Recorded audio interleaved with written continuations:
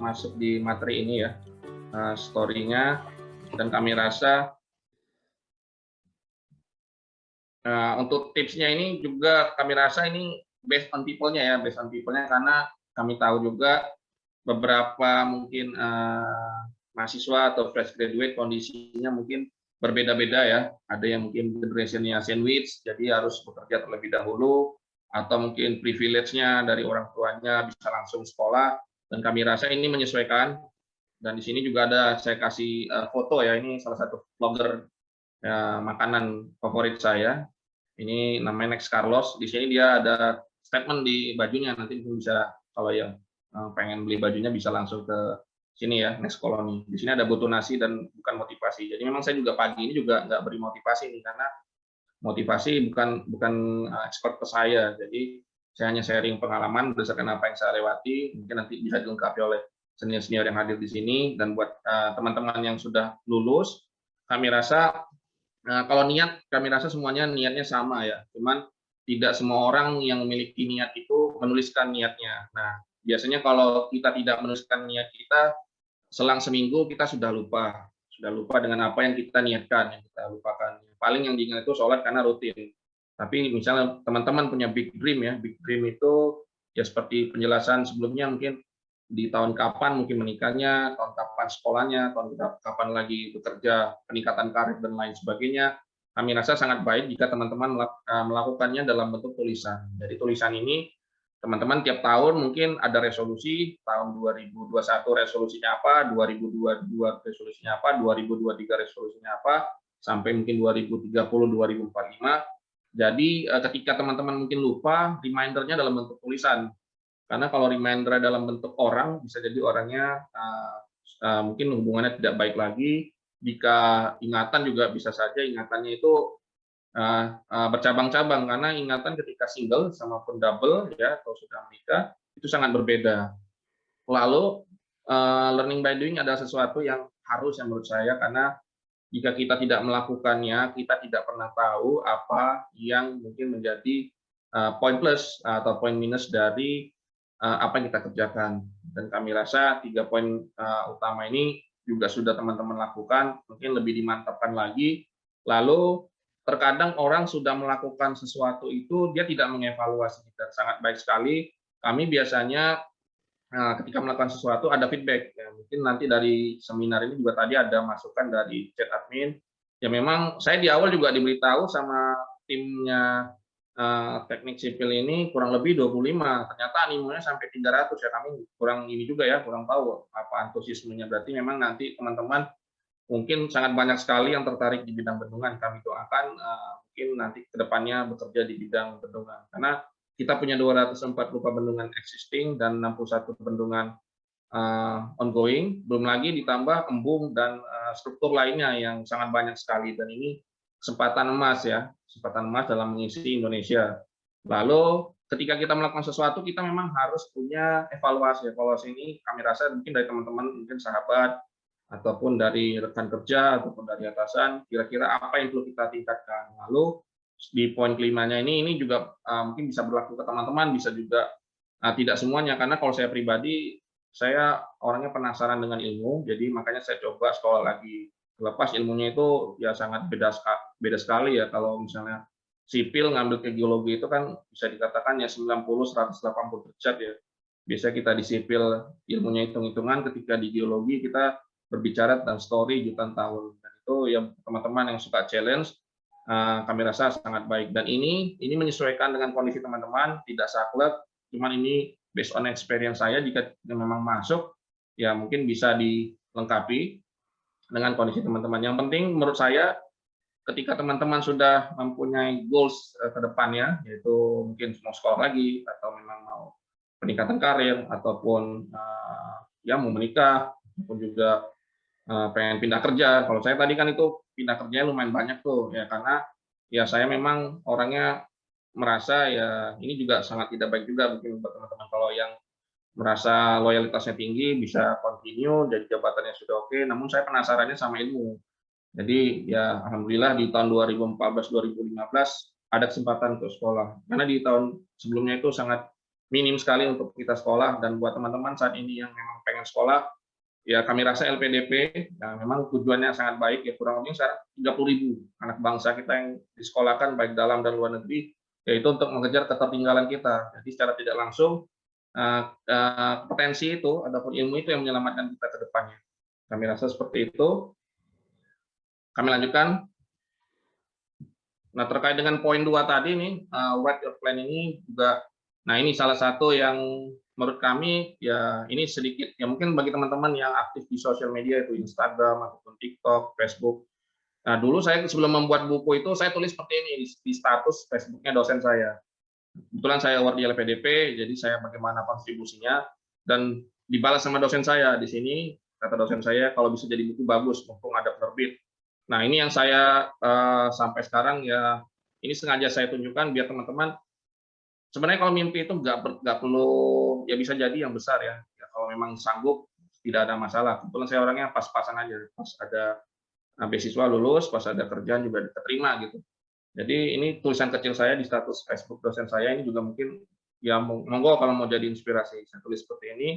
Dan alhamdulillah ya, ketika saya sekolah itu memang saya pengennya, kalau cuma hanya tesis kan yang baca mungkin kalangannya terbatas. Kalau saya bikin buku mungkin yang baca bisa dari mahasiswa umum, dan itu bisa jadi inspirasi. Karena kebetulan saya juga kalau dibanding teman-teman, ya saya dulu sekolahnya SMA-nya di Sumatera ya, di Kota Medan, dan untuk menggapai kampus-kampus impian yang di Pulau Jawa ini kan perlu effort yang lebih ya, karena kalau kita lihat mungkin teman-teman di Jawa sudah terbiasa dengan internet ataupun komputer, sementara kami dulu baru di kelas 3 tahunya komputer, itu pun dari warnet ya, bukan dari sekolah juga ada terbatas. Jadi kami rasa ya mungkin teman-teman yang di luar pulau tertentu yang mungkin merasa selama ini, wah kita gimana nih mau mencapai dream kita di kampus-kampus favorit ataupun di tempat-tempat kerja tertentu yang bisa jadi dream-nya, kami rasa itu sekarang bukan kendala, karena sekarang semua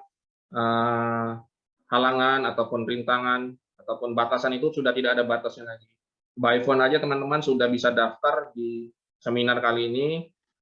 Itu juga salah satu istilahnya dikatakan, kalau dulu mungkin kita daftar seminar itu harus hard copy dan nyarinya juga susah. Sekarang hampir tiap minggu, tiap hari ada informasi, tinggal kita rajin-rajin saja di dunia maya. Dan kami rasa sosial media itu juga jika dimanfaatkan untuk sesuatu yang sangat positif, ya kami rasa sangat baik sekali. Tinggal kita tahu aja poinnya di mana, seperti itu.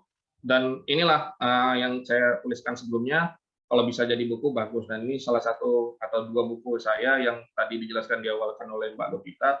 Mungkin teman-teman yang sering main TikTok ini kenal orang ini, ya kurang lebih motonya juga sama kayak saya.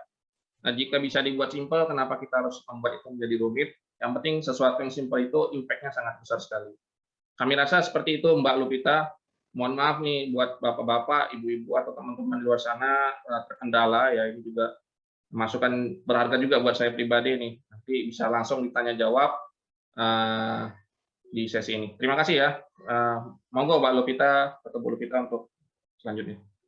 Oke, Mas Aris, terima kasih banyak, materinya menarik sekali, dibawakan dengan ringan, tapi kita semua dari semua kalangan, menurut saya bukan background teknik sipil aja atau teknik perairan aja bisa paham gitu dengan apa yang Mas Aris sampaikan.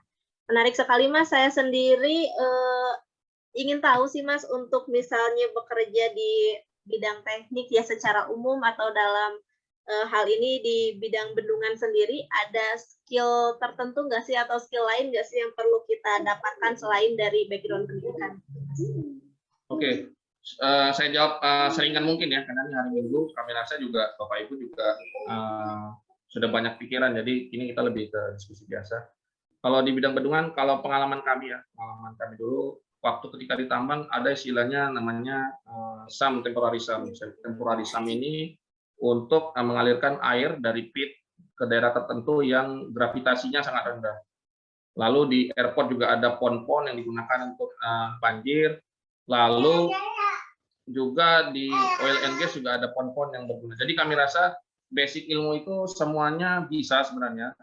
Cuman tinggal kita connecting dots-nya aja. Misalnya ilmunya arsitektur kira-kira kalau di bendungan apa perannya? Oh, perannya di landscape. Kalau geologis mungkin ketika pengeboran awal, dummy hole, ketika pengeboran inti, dan lain sebagainya. Kami rasa semua ilmu berperan besar di bendungan ini, ya terutama sipil, karena sipil infrastrukturnya itu yang bangun orang teknik sipil, tapi keilmuan lain tidak menutup kemungkinan.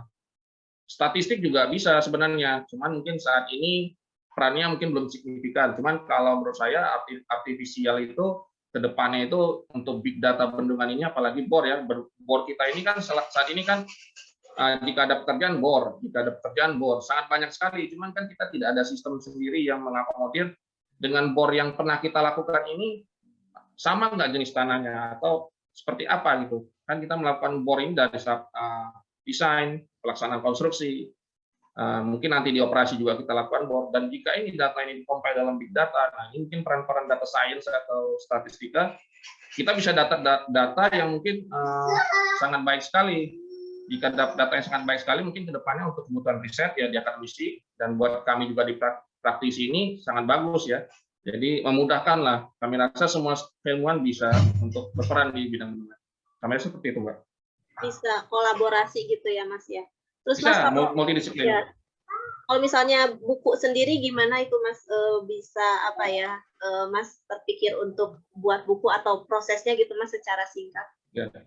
Secara singkat memang buku ini kebetulan saya dulu berpikir seperti ini Mbak ya. Kalau kita S1 itu kan outputnya tugas akhir ya. Tugas akhir itu kalau sekarang ini yang junior kita ini yang teman-teman sudah sangat canggih sekali. Tugas akhirnya bisa jadi poster ilmiah ataupun jadi paper. Nah kalau zaman dulu belum sesuatu yang biasa ya untuk menciptakan dalam bentuk paper ataupun poster. Nah kebetulan kami juga sekolahnya di 2015-2017, kesempatan untuk challenge itu sangat besar. Dan kami rasa dulu juga, wah ini sayang sekali kalau tesis ini cuma sekedar tesis, yang baca terbatas kalangannya. Jadi saya coba cuplik berdasarkan itu juga, kalau yang buku pertama berdasarkan pengalaman kami sama school di Jerman, kami coba rangkum dalam sebuah buku. Harapannya buku ini kan kalau kami buat juga seringan mungkin, jadi orang ada motivasi untuk ambil jurusan-jurusan yang mungkin sebelum masuk, aduh apa ini teknik sipil rumit sekali. Ternyata dengan membaca buku ini, oh ternyata sipil itu tidak serumit itu. Gitu. Tapi memang kalau kita lulusan SMA atau baru tahun pertama baca buku Koduto, Braja Emdas, Karzagi, itu kayak memang mentranslate-nya aja ke bahasa Indonesia kita udah mumet ya, karena mungkin sebagian besar sehari-hari kita bahasanya bahasa daerah. Lalu ya itu menurut kami kita coba buat seringan mungkin series. Nah ukurannya juga bisa dibawa kemana saja. Lebih ke mungkin selama ini kita apa harus jadi profesor dulu nulis buku, ternyata enggak, dan saya sudah membuktikan itu gitu. Jadi kami rasa teman-teman semua di luar sana juga bisa menuliskan buku sesuai dengan experience-nya, karena memang buku ini ya ladang amal jariah juga buat kita ke depannya ya. Kami rasa seperti itu, Pak. Oke, terima kasih Mas Aris jawabannya. Sekarang rekan-rekan sekalian kita masuk ke sesi tanya jawab. Jadi silakan bagi rekan-rekan yang ingin bertanya bisa di kolom chat aja biar enggak bising begitu ya. Jadi nanti biar saya bacakan. Nanti materinya nih saya coba sharing ya Mbak ya. Ini sudah saya upload, tinggal di download saja. Oke, ini ada pertanyaan Mas dari Pak Alvinata Winarno. Yang pertama, bagaimana step-stepnya untuk bisa berkarir di bidang bendungan? Lalu yang kedua, bagaimana mahasiswa teknik sipil bagi mahasiswa teknik sipil, mata kuliah apa atau hal fokus apa yang harus dikuasai jika ingin berkarir di bendungan? Begitu, Mas. Boleh, ini saya langsung jawab ya. Nah, ini saya panggil Mas saja, Mas Alvinata Winarno. Ini mohon maaf juga nih kalau ada sound lain, suara anak saya memang dia lagi pengen main ini, saya coba slot waktu buat teman-teman. Lalu step by step-nya, memang step by step-nya ini kalau saya sharing tadi di pengalaman saya kurang lebih 10 tahun, nah kita harus juga cermat dengan usia kita, karena untuk kalau kita ingin berkarir di BUMN ya, ataupun dunia PNS ataupun ASN itu ada usia tertentu.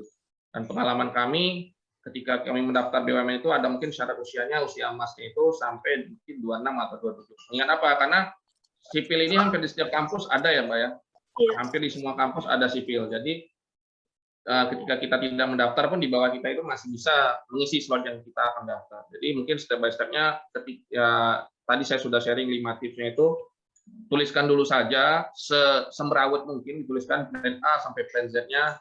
Ketika mungkin mau lulus ya, sebaiknya itu dari tingkat 1 sudah tahu ya, tapi memang kadang tingkat 1 itu sibuk organisasi, lalu sadarnya pas tingkat akhir teman-temannya udah lulus, kemudian kita masih kurang banyak SKS. Nah, itu kebiasaan itu. Biasanya ya kita nggak pernah tahu ya, orang kan katanya, waduh saya belum belajar nih, saya belum belajar, tiba-tiba cum laude. Sementara yang benar-benar belum belajar, keteteran, malah ngulang. Jadi kita nggak bisa, kalau saran saya ini buat adik-adik teman-teman, ketika kuliah itu udah ditulis, saya semester ini ngambil 18 SKS. Kalau saya dulu seperti itu, 18 SKS, 18 SKS, kira-kira saya bisa lulus berapa tahun. Karena pertimbangan dulu, kalau saya nggak lulus tepat waktu, kasihan orang tua saya kan, bayar uang kuliah. Terlepas saya dapat beasiswa, cuman kan kalau kita belum kerja itu istilahnya masih tanggungan orang tua kalau di Indonesia ya. Nah, mungkin step by step-nya seperti itu. Ini yang belum lulus. Kalau setelah lulus, yakinkan dulu. Kira-kira setelah lulus itu pengennya apa? Pengennya memang bekerja di sipil atau nanti pengen sekolah lagi. Nah, itu juga harus dituliskan biar kita tahu mungkin di tahun tertentu, kayak tadi saya buat, di tahun 2015 saya mau nggak mau memang harus sekolah. Karena saya memang dari awal pengen sekolah, cuman beasiswa LPDP saat itu belum common. Baru 2013 angkatan pertamanya. Dan ketika ada opportunity itu saya coba challenge, ternyata bisa. Nah, untuk berkarir di bidang bendungan juga seperti itu. Tadi kurang lebih ada 3 domain utama, yaitu mungkin jadi ASN, di swasta maupun BUMN. Kalau di swasta kami rasa rentang umur itu tidak bermasalah, karena bisa saja itu perusahaan punya orang tuanya ya, atau punya koleganya, bisa masuk kapan saja.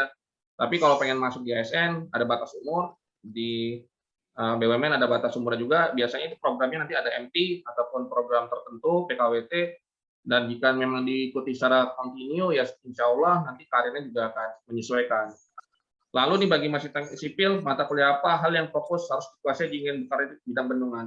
Umumnya ini mata kuliah ya di bidang air ya, misalnya dari awal itu mekanika fluida, hidrologi, irigasi juga buat output hulunya, pengelolaan sumber daya air, lalu misalnya nanti mau ngambil S2-nya yang lebih spesifik, bisa ngambil instrumentasi, hidromekanikal, atau kayak saya dulu ngambil S2-nya itu hidrogeologi, karena ya saya yakin ya hidrogeologi ini sangat jarang sekali orangnya. Gitu.